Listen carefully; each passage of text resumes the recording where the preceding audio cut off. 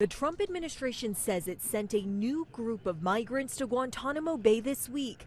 An administration official claiming many are members of the Venezuelan gang Tren de Aragua, but they gave no evidence for how they determined the migrants are connected to the gang. The official added that deportation flights continue every day. It comes as a federal judge demands answers about the deportation of more than 200 Venezuelan migrants to a prison in El Salvador. The president using the Alien Enemies Act, an 18th century wartime law that allows the government to deport people with little or no due process. An attorney for Jersey Reyes Barrios, a professional soccer player from Venezuela, says he was deported and accused of being a gang member because of his tattoos. The lawyer says they're a tribute to his favorite soccer team, not gang tattoos. On Friday, U.S. District Judge James Boasberg called President Trump's use of the law incredibly troublesome, adding his administration's arguments about the extent of presidential powers was awfully frightening. Why is this proclamation essentially signed in the dark on Friday night or early Saturday morning, and then these people rushed on the planes? To me, the only reason to do that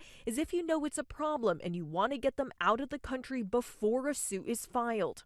Nearly a week after the deportations, the president appeared to distance himself, claiming he never signed the order, even though it bears his signature. I don't know when it was signed because I didn't sign it. Other people handled it. The president continuing to lash out at Judge Boasberg. You can't stop that with a judge sitting behind a bench that has no idea what goes on, who happens to be a radical left lunatic. It comes as his administration ramps up its fight with universities over pro-Palestinian protests, anti-Israel protests, and concerns about anti-Semitism on campus. Columbia University appears to have ceded to its demands after a threat to withhold $400 million in federal funds, agreeing to ban masks on campus and place stricter controls over its Middle East Studies department. Selena Wang, ABC News, Washington.